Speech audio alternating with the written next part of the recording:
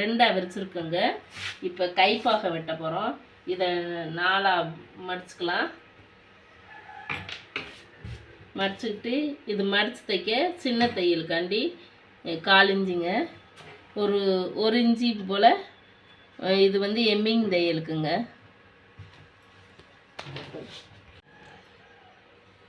ப்ளவுஸோட வலது கை பக்கம் இந்த கைப்பக்கம் வச்சிடலாங்க. இப்படி வச்சிடலாம். அதான் இந்த முதுகு சைடு இப்படி வச்சிடலாங்க. கரெக்டாக வச்சு இப்படி கரெக்ட் பண்ணிவிட்டு கையோட முனி பகுதியை அப்படி வச்சுக்கிடுங்க. இதையும் இழுத்து வச்சுக்கணும். வச்சுட்டு இது தையலோட அளவுங்க. இது தையலுக்காக. அதே மாதிரி இந்த சைடும் இப்படி இழுத்து வச்சுட்டு இதோட தையல் பகுதி இது வந்து தையலுக்காக துணிங்க. இப்போ இந்த விரலை இப்படி வச்சுக்கணுங்க.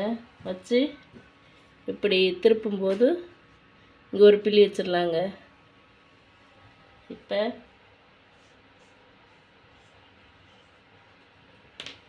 இப்படியே வெட்டிடலாங்க.